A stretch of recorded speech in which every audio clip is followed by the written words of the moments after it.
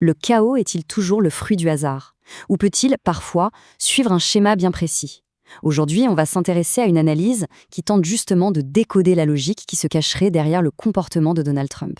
Pour bien saisir l'ampleur du sujet, commençons avec un chiffre. Un chiffre qui donne le vertige, fourni par la source, plus de 30 000. C'est le nombre d'affirmations fausses ou trompeuses qui ont été documentées pendant ces 4 ans à la présidence.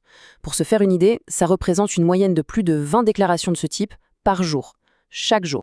Ensuite, il y a ce nombre, 34. C'est le nombre de chefs d'accusation pour crimes pour lesquels il a été déclaré coupable lors d'un seul et même procès à New York. Un événement absolument sans précédent pour un ancien président américain. Et enfin, un chiffre financier. Plus de 443 millions de dollars. C'est le montant total des pénalités imposées par les tribunaux pour fraude civile et pour diffamation. Alors, la question que pose la source est la suivante. Tous ces chiffres, tous ces événements, sont-ils simplement le résultat d'un chaos aléatoire? Ou sont-ils, au contraire, les conséquences prévisibles d'un cadre psychologique très cohérent, construit sur des décennies? C'est ce qu'on va décortiquer. Pour comprendre ce cadre, la source propose une méthode assez fascinante qu'elle appelle l'archéologie psychologique. C'est un processus en 4 étapes, une sorte de boîte à outils pour l'analyse. Ça commence par creuser dans les expériences fondatrices de l'enfance, puis ça suit leurs traces pour voir comment elles se transforment en schémas de comportement prévisibles à l'âge adulte. La source utilise une analogie assez parlante, c'est un peu comme monter un gâteau, couche après couche. Sauf qu'ici, les toutes premières couches, les fondations, seraient pétries par des traumatismes précoces. L'analyse plonge donc d'abord dans ce qui est présenté comme le plan fondateur, les expériences de la toute petite enfance. La source met en lumière 3 événements jugés psychologiquement critiques. D'abord, à 2 ans et demi, sa mère tombe gravement malade, ce qui entraîne une longue absence à un âge absolument crucial du développement. Ensuite, il y a le père, Fred Trump, qui est décrit comme exigeant une dureté extrême, allant jusqu'à briser émotionnellement le frère aîné et répétant à ses fils qu'ils doivent être des tueurs. Et enfin, à 13 ans, l'exil à l'académie militaire. Selon cette analyse, la combinaison de ces expériences aurait forgé une vision du monde basée sur la survie par la domination. Et ce qui est assez ironique, c'est que l'académie militaire, qui était censée être une punition, est décrite comme l'environnement parfait pour lui. C'était un système structuré, avec des règles claires, une hiérarchie, un système qu'il pouvait lire, et donc manipuler. Loin de le corriger, cet endroit aurait en fait renforcé des comportements clés. Voyons maintenant comment ce plan de l'enfance aurait donné naissance à ce que la source appelle un système d'exploitation adulte, un système qui serait, lui, très prévisible. Aux leçons du père, soit un tueur domine pour survivre, sont venues s'ajouter les règles d'un nouveau mentor, l'avocat Roy Cohn. Et Cohn, lui, a fourni un manuel tactique d'une simplicité redoutable, en 3 points. Règle numéro 1, ne jamais admettre sa culpabilité. Règle numéro 2, toujours attaquer son accusateur.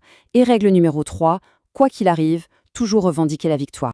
Il faut être très clair ici, ce qui suit n'est pas un diagnostic. Il s'agit d'expliquer un terme clé utilisé par la source pour synthétiser ces comportements, le narcissisme malin.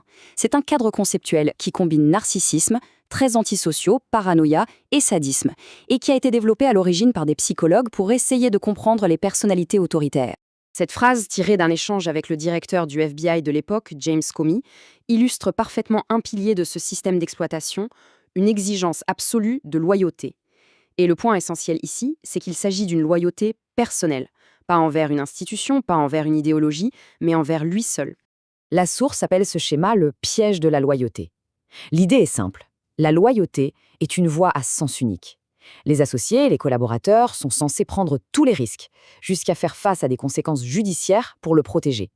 Selon l'analyse, cette exigence de loyauté peut même aller jusqu'à l'autodestruction pour les personnes concernées.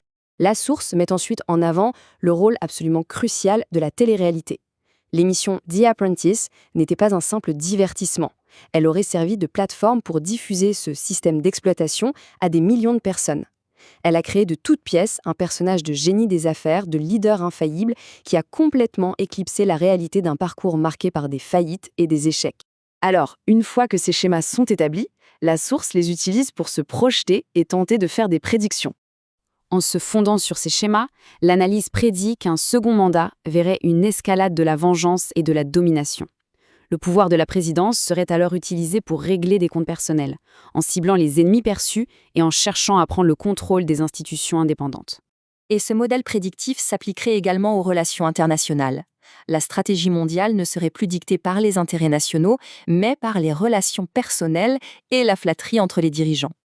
On en arrive donc à la conclusion de l'analyse, qui porte sur la thèse centrale de la source, l'intersection entre cette psychologie et l'exercice du pouvoir. La conclusion de la source est sans appel. Ces schémas de comportement ne seraient ni temporaires ni adaptables. Le mot utilisé est fort, ils se seraient calcifiés pour devenir des traits fondamentaux et permanents de sa personnalité.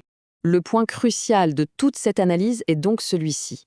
Une fois qu'on a la grille de lecture de ce système psychologique, le chaos apparent devient en fait entièrement prévisible.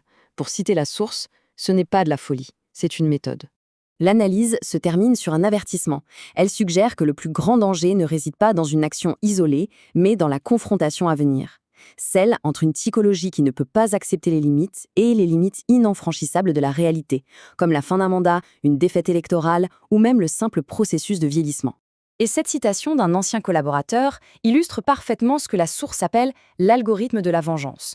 C'est décrit comme une caractéristique centrale, un processus patient, méticuleux et au final inéluctable. L'analyse nous laisse donc avec cette question finale et provocatrice. Une question qui va bien au-delà de cette seule personnalité. Est-ce que l'arc de l'histoire se courbe inévitablement vers la justice, ou est-ce qu'il se courbe vers celui qui a la volonté la plus forte de s'en emparer et de le tordre à sa guise ?